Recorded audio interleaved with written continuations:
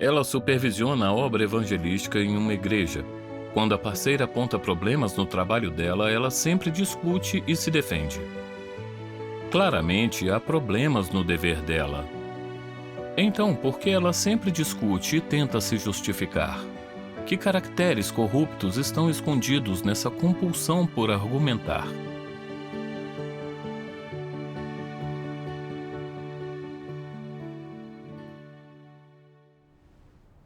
Depois de anos, acreditando em Deus, eu sabia que Deus gosta dos que aceitam a verdade. Se as pessoas acreditarem em Deus sem aceitá-la, por mais que sofram, seu caráter de vida nunca mudará. Certo. Eu queria ser alguém que aceita a verdade.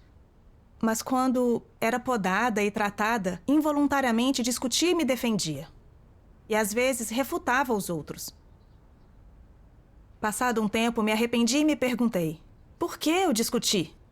Por que a necessidade de falar tanto? Mas o remorso só chegava até aí. E como eu não via a essência do problema, jamais ganhava entrada genuína. Recentemente, depois de algumas experiências, comecei a refletir sobre mim mesma, buscar a verdade. Reconhecer que sempre discutir é o caráter satânico de estar farto da verdade, sabendo que se não me arrepender e mudar, estou em perigo. Eu supervisiono a obra evangelística na igreja. Certa vez, numa reunião sobre o trabalho, a supervisora de rega relatou um problema na obra evangelística e disse: não estão nos informando a tempo o estado dos recém-convertidos que precisam de rega. E assim não podemos fornecer rega que trate as noções e os problemas deles. Quando a irmã Liu expôs o problema no meu trabalho na frente de tantas pessoas, senti a vergonha subindo.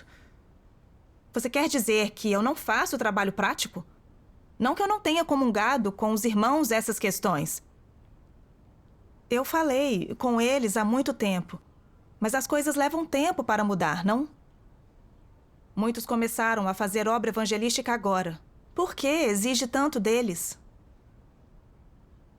Não aceitei isso e achei que ela não atentou para as dificuldades das pessoas. Na hora, eu quis expressar meus pensamentos de uma vez só. Mas temi que dissessem que eu não aceitava sugestões. Então, com relutância, aceitei a sugestão dela. Depois, enfatizei aos meus irmãos que eles tinham que dar feedback sobre os recém-convertidos que precisavam de rega. Depois de um tempo, as coisas melhoraram um pouco. E eu não refleti mais sobre a questão. Foi assim até eu saber que alguns regadores não estavam se dando bem com o pessoal da evangelização e tinham alguns preconceitos contra eles. Eu não pude deixar de pressupor. Isso deve ser porque a irmã Liu sempre fala sobre os problemas dos evangelistas. Comecei a reclamar em pensamento. Ela é irritante. Nunca pensa sobre o que devia dizer em cada situação. Toda vez que falamos do trabalho, ela sempre diz que o pessoal da evangelização não dá feedback em tempo sobre os recém-convertidos. Todos ouvem isso e têm ideias sobre nós. Se isso continuar, como vamos cooperar em nosso dever no futuro? Enquanto pensava nisso, uma raiva indescritível tomou conta de mim. Relatei essa situação à nossa líder e disse que a irmã Liu espalhava insatisfação sobre o pessoal da evangelização, tornando impossível a nossa cooperação. Relatar à líder não foi uma boa coisa. A irmã Liu só estava declarando o problema. Sim. Enquanto digitava a mensagem, tive algumas preocupações. É apropriado relatar isso como um problema? Espalhar é realmente o melhor termo a se usar aqui? Mas então pensei, o que digo é um fato. Sempre que a irmã Liu fala sobre os problemas do pessoal da evangelização, ela suspira. O suspiro dela, por si só, faz parecer que não há esperança. Isso não é só espalhar insatisfação? O que estou dizendo sobre ela é justo. E desse jeito, enviei a mensagem sem pensar mais sobre isso. No dia seguinte, a irmã Liu me enviou uma mensagem. Se o que eu disse é inapropriado, você pode me dizer. Como posso espalhar insatisfação? Quando vi a mensagem, percebi que a líder comungou com ela.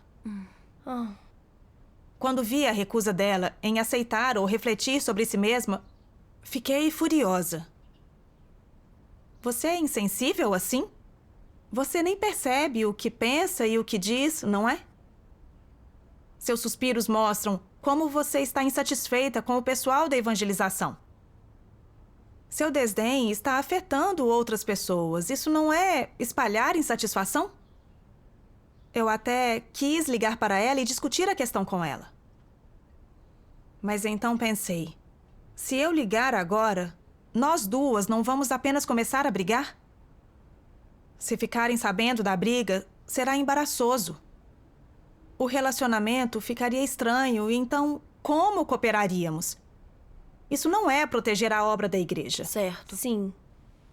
Acredito em Deus há tanto tempo. Então, por que ainda sou tão impulsiva quando acontecem coisas assim? Então, lembrei-me da palavra de Deus. Deus diz: para quem cumpre seu dever, seja como for seu entendimento da verdade, a prática mais simples para entrar na realidade da verdade é pensar nos interesses da casa de Deus em tudo e abrir mão de desejos egoístas, motivos, orgulho e status. Os interesses da casa de Deus vêm em primeiro lugar. Isso é o mínimo que se deve fazer. Amém.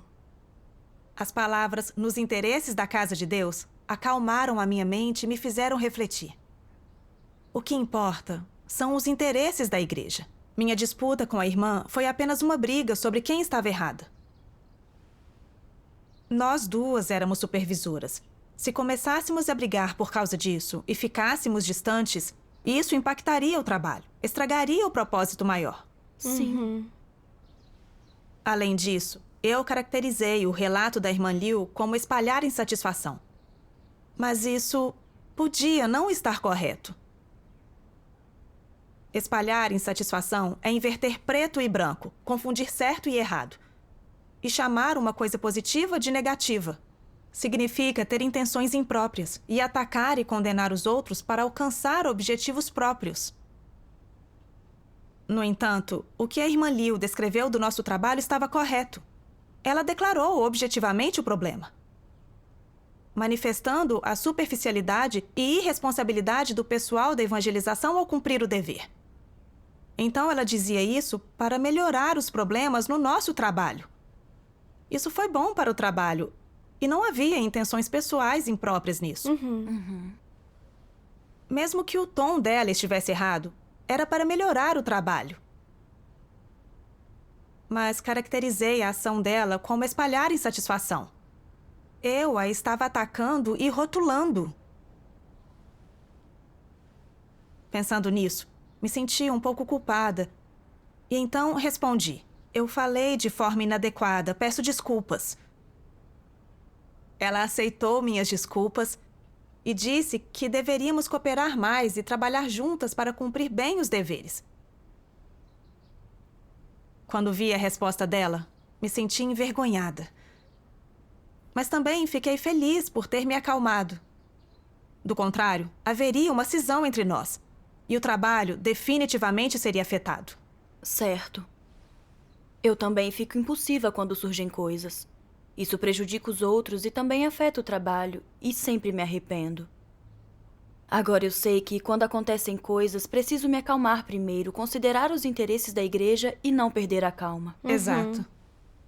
Na época, foi aí que eu encerrei o assunto. Mas achei que não ganhei muito autoconhecimento da minha corrupção. Então, orei a Deus para que eu pudesse me conhecer. Um dia, enquanto escrevia um artigo, vi algumas palavras de Deus. Deus Todo-Poderoso diz: qual é a atitude mais crucial que se deve ter em relação a ser tratado ou podado? Em primeiro lugar, você deve aceitar isso. Independentemente de quem esteja lidando com você, por que razão, se isso lhe parece duro, ou qual é o tom e o palavreado, você deveria aceitá-lo. Depois deveria reconhecer o que fez de errado, que caráter corrupto expôs e se agiu de acordo com os princípios da verdade. Quando você é podado e tratado, antes de mais nada, essa é a atitude que deveria ter. E será que os anticristos possuem tal atitude? Não. Do princípio ao fim, a atitude que eles exalam é a de resistência e aversão. Com uma atitude dessas, eles podem se aquietar diante de Deus e modestamente ser podados e tratados? Isso não pode ser. Então, o que é que eles fazem? Em primeiro lugar, argumentarão vigorosamente e oferecerão justificações, defendendo e argumentando contra os erros que cometeram e o caráter corrupto que revelaram, na esperança de ganhar a compreensão e o perdão das pessoas para que não precisem assumir qualquer responsabilidade nem aceitar palavras que lidem com eles e os podem. Eles fazem vista grossa aos seus erros, por mais evidentes que sejam e por maior que seja a perda que tenham causado. Eles não se sentem nem um pouco tristes nem culpados, e sua consciência não os repreende. Em vez disso, eles se justificam com todas as suas forças e travam uma guerra de palavras, pensando: isso é um alvoroço. Todos têm suas razões. Tudo se reduz a quem é mais eloquente. Se eu conseguir repassar a minha justificativa e a minha explicação a uma maioria, eu ganharei. E as verdades que você diz não serão verdades, e seus fatos não serão válidos. Você quer me condenar? De jeito nenhum. Quando um anticristo é podado e tratado, no fundo do seu coração e alma, ele é absoluta e resolutamente resistente e adverso e o rejeita. Sua atitude é: não importa o que você tenha a dizer, por mais certo que esteja, eu não aceitarei e não admitirei. Eu não sou culpado. Não importa como os fatos tragam à luz o seu caráter corrupto. Eles não o reconhecem nem o aceitam, mas continuam com a sua rebeldia e resistência. Não importa o que os outros digam. Eles não aceitam nem o admitem, mas pensam: vamos ver quem argumenta mais. Vamos ver quem responde mais rápido. Esse é um tipo de atitude com o qual os anticristos encaram ser tratados e podados. Quando um anticristo é tratado e podado, pergunte primeiro: ele pode confessar seus atos malignos? Depois pergunte: ele pode refletir sobre si mesmo e conhecer a si mesmo? Em terceiro lugar, pergunte: ele pode aceitar de Deus quando é confrontado com poda e tratamento? Essas três medidas lhe permitem ver a natureza e a essência de um anticristo. Se uma pessoa consegue se submeter quando ela é podada e tratada e refletir sobre si mesma e assim reconhecer sua extravasão e essência corruptas, então essa é uma pessoa que consegue aceitar a verdade. Ela não é um anticristo. Essas três medidas são exatamente o que falta a um anticristo. Quando um anticristo é podado e tratado, ele faz outra coisa no lugar disso, algo que ninguém esperava. Ou seja, quando ele é podado e tratado, ele faz contra-acusações infundadas. Em vez de confessar seus erros e admitir seu caráter corrupto, ele condena a pessoa que lida com ele e o poda. Como ele faz isso? Ele diz: nem toda poda e tratamento são necessariamente corretos. Poda e tratamento tratam da condenação, do julgamento pelo homem. Não são feitos em nome de Deus. Só Deus é justo. Qualquer um que condene os outros deve ser condenado. Isso não é uma contra-acusação infundada? Que tipo de pessoa é esse que faria uma contra-acusação infundada desse tipo? Só uma peste incansável que é impermeável à razão faria isso. E só alguém que é da laia do diabo Satanás faria isso. Uma pessoa com senso e consciência jamais faria tal coisa. Amém. Amém. Amém. A atitude dos anticristos em relação à poda e tratamento é cansaço e resistência. Mesmo diante dos fatos, eles não admitem os erros deles. Para manter dignidade e status, eles tentam se justificar, se defender e discutir, a ponto de inverter preto e branco e condenar quem lida com eles. Eu percebi que o meu comportamento era o mesmo dos anticristos revelados na palavra de Deus. Eu sou a supervisora. O que a irmã Liu mencionou sobre como o pessoal da evangelização desempenhava seus deveres era uma brecha no meu trabalho. Mas me recusei a aceitar, argumentei e me defendi. Achei que não estava errada e que ela estava deliberadamente tentando me envergonhar. Então, criei um preconceito contra ela. Depois, encontrei algo contra ela, inverti preto e branco para julgá-la, reverti a culpa e reclamei com o líder. Eu realmente não tinha humanidade. Usei o pretexto de considerar as dificuldades do pessoal para impedir que outros apontassem problemas. Superficialmente, eu estava simpatizando com meus irmãos. Mas, na verdade, eu estava discutindo e me defendendo. Se eu assumisse a responsabilidade pela vida dos meus irmãos, eu teria ajudado a resolver os problemas e reverter os desvios. Isso os teria beneficiado. Sim. Em vez disso, fiz o contrário. No que diz respeito aos problemas no trabalho deles, além de não resolvê-los através da comunhão na verdade, eu os encobri repetidamente. Isso era assumir a responsabilidade pela vida dos meus irmãos? Eu claramente só mantive minha imagem e status. Essas dificuldades foram motivo e desculpa para eu não aceitar a poda e o tratamento. Eu fui tão enganadora e perversa. Sua comunhão me ajuda a entender uma coisa. Às vezes, temos problemas no dever e ainda estamos no escuro. Mas os outros podem ver com clareza. Quando eles apontam isso, nosso coração se ilumina e somos mais eficazes em nosso dever. Sim. Exato. É problemático se sentimos resistência à poda e ao tratamento. Se você não encontrar nenhum problema, não fará nenhum progresso no seu dever. Certo. Foi exatamente isso. Mais tarde, pensei que claramente havia problemas em meu dever. Então, por que estava tão confiante em culpar os outros por esses problemas? Por que não sentir vergonha? Qual era a causa desse problema? Eu li outra passagem da Palavra de Deus.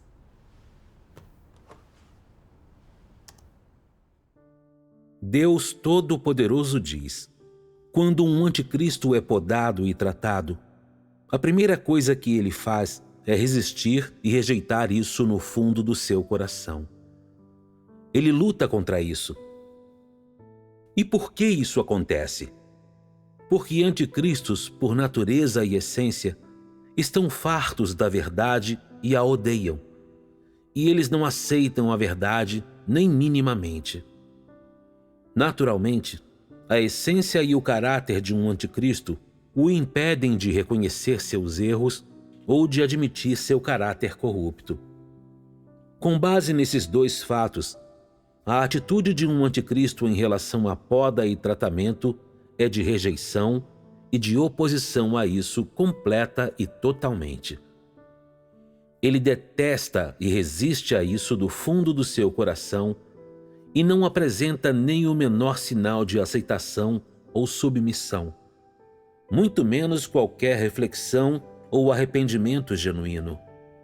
Quando um anticristo é podado e tratado, não importa quem o faça, a que diga respeito, o grau em que seja culpado no assunto, o quão flagrante tenha sido o erro, quanta maldade tenha cometido, ou que consequências a sua maldade crie para a igreja, O anticristo não considera nada disso.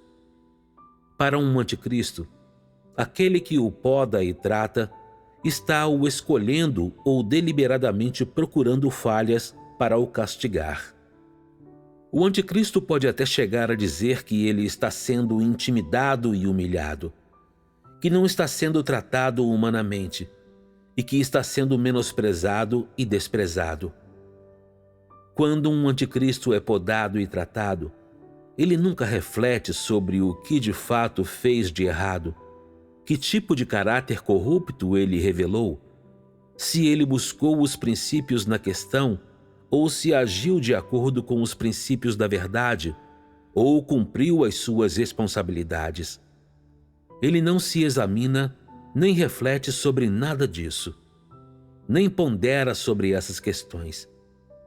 Em vez disso, aborda o tratamento e a poda de acordo com a própria vontade e de cabeça quente. Amém. Amém. Eu entendi, pela palavra de Deus, que os anticristos não podem aceitar poda e tratamento por causa da natureza deles de odiar e estar farto da verdade. São incapazes de aceitar todas as coisas positivas de Deus e desprezam o conselho que está de acordo com a verdade. Certo. Eu refleti sobre mim mesma e vi que minha atitude em relação ao conselho da minha irmã foi de recusa a aceitar. Porque eu já tinha decidido. Não trabalham conosco diretamente, mas dão conselho sem entender a situação. Estão sendo irracionais e dificultando as coisas. Embora não tenha dito em voz alta e dado a ilusão de obediência, na minha mente, eu tinha todas as razões expostas em ordem, prontas para negar as opiniões dos outros e me recusar a aceitar conselhos. E enfatizei repetidamente que eu disse e fiz o que me pediram, insinuando: o que mais vocês querem de mim? Fiz o que pediram, então eu praticava a verdade. Se me acusarem novamente, vocês estarão errados. Na minha recusa em aceitar indicações e ajuda, revelei o caráter satânico de estar farto da verdade. Nessa hora, pensei em uma passagem da palavra de Deus que mexeu comigo.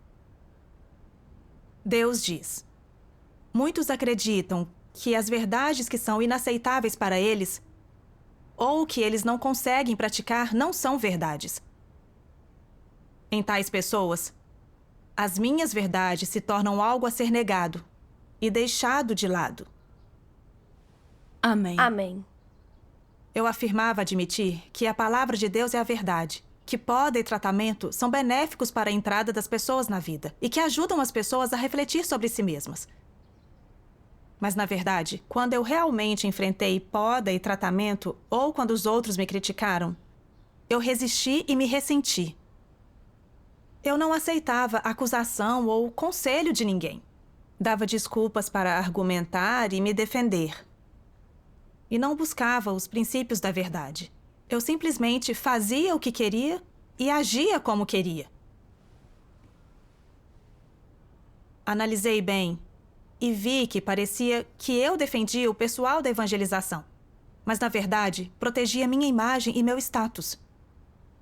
Como se, quanto mais eu discutisse, mais compreensão e simpatia eu teria dos meus irmãos.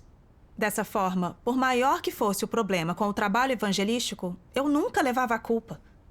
Ninguém podia me acusar e minha imagem nunca era prejudicada. Eu era tão enganadora.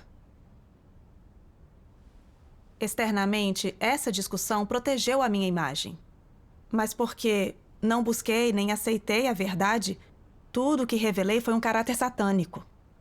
E perdi caráter e dignidade.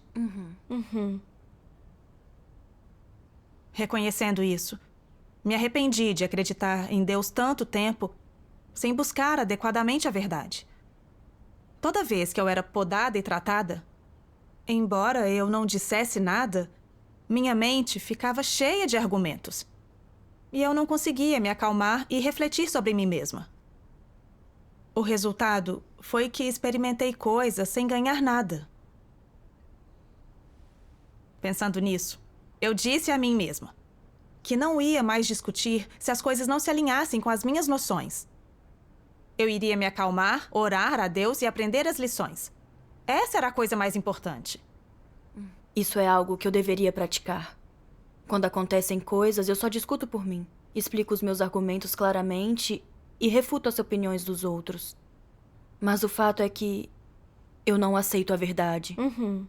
Se eu continuar assim, realmente vou me prejudicar e me arruinar. As consequências são tão perigosas. Sim. Depois, também fui trabalhar com filmes. Certo dia, soube que um novato havia acreditado em alguns rumores e espalhou umas falácias no grupo. Para evitar que outros fossem enganados, precisávamos comungar a verdade com eles logo. Certo. Mas aí, um problema no trabalho de filmagem também precisava da minha atenção.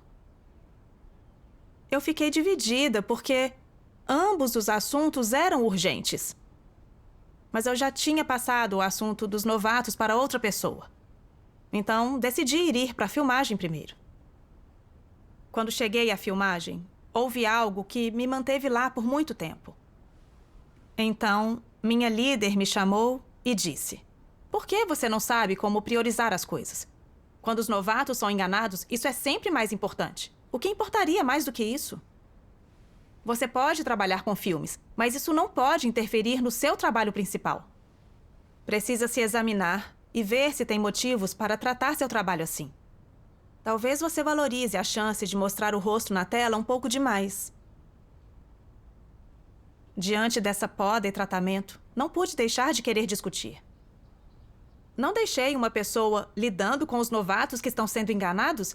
No pior dos casos, só atrasei a solução do problema. Acho que posso aceitar que você diga que não sei priorizar o que é importante. Mas dizer que quero me exibir é completamente inaceitável. Primeiro, não estou trabalhando nos filmes como atriz. E segundo, não tenho vontade de mostrar o rosto na tela. Então, por que disse isso? É porque teme que eu me distraia e seja menos eficaz no trabalho, fazendo os resultados do seu trabalho parecerem ruins? Enquanto pensava nisso, percebi que estava errada. Como foi que passei a culpa para outra pessoa? Por que eu atacaria outra pessoa de novo? Eu não estava argumentando de novo? Nesse momento, pensei na palavra de Deus.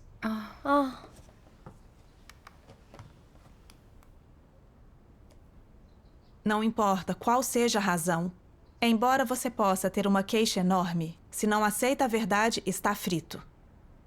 Deus observa sua atitude principalmente em relação à prática da verdade. Reclamar vai adiantar? Sua reclamação resolverá os problemas de um caráter corrupto? E mesmo que sua queixa seja justificada, e daí? Você terá ganhado a verdade? Deus aprovará você diante de si? Quando Deus diz: "Você não pratica a verdade, saia da minha frente, estou farto de você", você não está frito? Com essa frase, "estou farto de você", Deus terá revelado e definido você como pessoa. Amém. Amém. Eu entendi, pela palavra de Deus, que quando fui podada e tratada, Deus quis ver a minha atitude. Se eu sempre discutisse, criticasse as falhas dos outros, não buscasse a verdade e travasse em problemas, eu não teria aprendido minha lição. Por melhor ou mais alto que fosse o meu raciocínio, mesmo que todos entendessem e aprovassem, de que adiantaria? Se não aceitasse a verdade, meu caráter de vida nunca mudaria. Certo. Pensando nisso, orei diante de Deus e pedi esclarecimento para que eu pudesse me conhecer. Amém. Nos dias que se seguiram, perguntei-me: que intenções equivocadas tenho? Enquanto refletia, de repente pensei nisso. No meu trabalho com filmes, os líderes superiores pediram que eu fizesse o trabalho. Então fiquei proativa. O filme era importante para os líderes superiores. Eu tinha que fazer o meu melhor. Ainda que em meio período, eu queria considerar tudo e ser abrangente nos meus conselhos. Eu não queria que aparecessem problemas. Se algo desse errado, como os líderes olhariam para mim? Durante esse tempo, eu fiquei muito entusiasmada e proativa. O fato de eu não querer aparecer na tela não significava que eu não tinha intenções pessoais. Na verdade, estava fazendo isso para ganhar a consideração dos líderes e impressionar os outros. Fazia isso para manter imagem e status. Num assunto tão importante quanto novatos enganados, eu devia ter revisto minha agenda e coordenado com os irmãos do filme. Eu teria lidado com o problema dos novatos primeiro. Mas quando pensei que os líderes superiores estavam de olho no filme, não priorizei o importante. Deixei os novatos de lado e fui para a filmagem primeiro. Não estava atenta à vontade de Deus no meu dever. Estava mantendo meu status e reputação. Eu fui tão desprezível. Se a minha irmã não tivesse me podado e tratado, eu não teria refletido e não veria as intenções pessoais adulterando o meu dever. Quando percebi isso, as queixas no meu coração desapareceram. Eu achei que era corrupta e minhas intenções eram feias. Deus não usou pessoas e assuntos para me podar e lidar comigo para me humilhar ou constranger. Foi para me purificar, para guiar e ajudar-me a entrar nas realidades da verdade. Entendi também que quando eu não discutisse por mim mesma e fosse capaz de obedecer e buscar, Deus me iluminaria para me fazer perceber minhas inadequações, para que eu não agisse de acordo com minhas ideias e prejudicasse o trabalho da igreja. Sim. Com essas realizações e ganhos, não senti mais nenhum tormento no coração e fiquei bem realizada. Foram experiências maravilhosas. Graças a Deus. Quando é podada e tratada, se você não discutir, vir para diante de Deus, refletir e conhecer a si mesma, você pode ganhar com isso. Sim. Depois, encontrei algumas sendas de prática na palavra de Deus.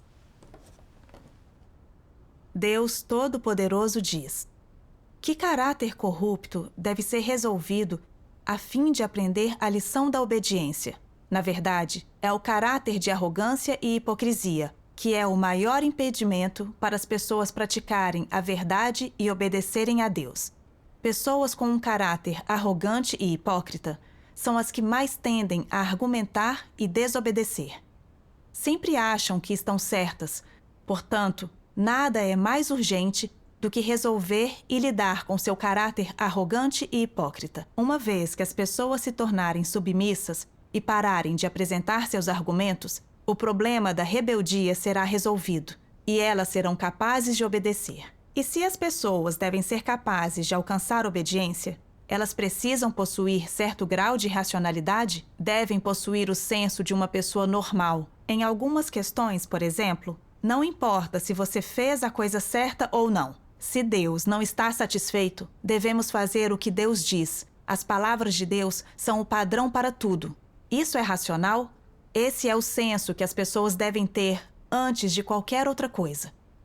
Não importa quanto soframos, não importa quais sejam nossas intenções, objetivos e razões. Se Deus não está satisfeito, se as exigências de Deus não foram cumpridas, então é inquestionável que as nossas ações não estavam alinhadas com a verdade. Portanto, devemos ouvir e obedecer a Deus, e não devemos tentar racionalizar nem argumentar com Deus. Quando você possui tal racionalidade, quando possui o senso de uma pessoa normal, é fácil resolver seus problemas e você será verdadeiramente obediente. Não importa a situação em que você esteja, você não será desobediente e não contrariará as exigências de Deus. Não analisará se o que Deus pede é certo ou errado, bom ou ruim.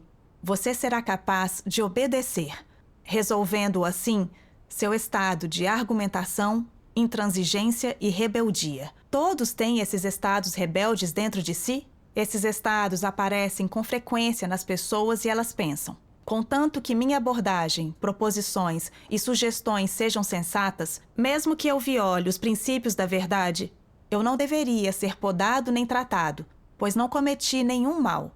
Esse é um estado comum nas pessoas. Sua opinião é que, se elas não cometeram mal, elas não deveriam ser podadas nem tratadas. Somente pessoas que cometeram o mal deveriam ser podadas e tratadas. Essa opinião está correta? Definitivamente não. Poda e tratamento visam principalmente aos caracteres das pessoas. Se as pessoas têm um caráter corrupto, elas devem ser podadas e tratadas. Se elas só fossem punidas e tratadas após cometerem o mal, já seria tarde demais, pois o problema já teria sido causado. E se o caráter de Deus foi ofendido, você está encrencado. Deus pode parar de operar em você. Nesse caso, qual é o sentido de lidar com você? Não há escolha senão expô-lo e expulsá-lo. A maior dificuldade que impede as pessoas de obedecer a Deus é seu caráter arrogante. Se as pessoas forem realmente capazes de aceitar julgamento e castigo, elas serão capazes de resolver seu caráter arrogante com eficácia. Não importa em que medida elas sejam capazes de resolvê-lo. Isso é benéfico para praticar a verdade e obedecer a Deus. Amém. Amém. Depois de ler a palavra de Deus, entendi que para resolver um caráter rebelde, argumentativo, é preciso uma atitude de obediência. Não importa quão bons sejam seus argumentos. Se não estão de acordo com a verdade ou se levantam uma objeção, você deve primeiro aceitar, buscar a verdade, refletir e entender a si mesma. Essa é a razão que você deve possuir, bem como o caminho de prática. Exato. Pessoas argumentativas não buscam nem aceitam a verdade e não têm uma atitude obediente. Então, não importa o que experimentem, elas nunca crescerão na vida. Só obedecendo a Deus, aceitando a verdade e refletindo, usando as palavras de Deus, nossos caracteres corruptos mudarão. Certo. Ao longo dos anos em que acreditei em Deus, sempre que fui podada e tratada, geralmente resisti e sempre quis discutir. Perdi a oportunidade de ganhar a verdade. Assim, eu poderia crer mais 20 anos, mas o que ganharia? Com isso, eu disse a mim mesma: quando eu for podada e tratada, mesmo que me sinta mal, obedecerei e aprenderei as lições. São oportunidades para obter a verdade e mudar, então devo apreciá-las.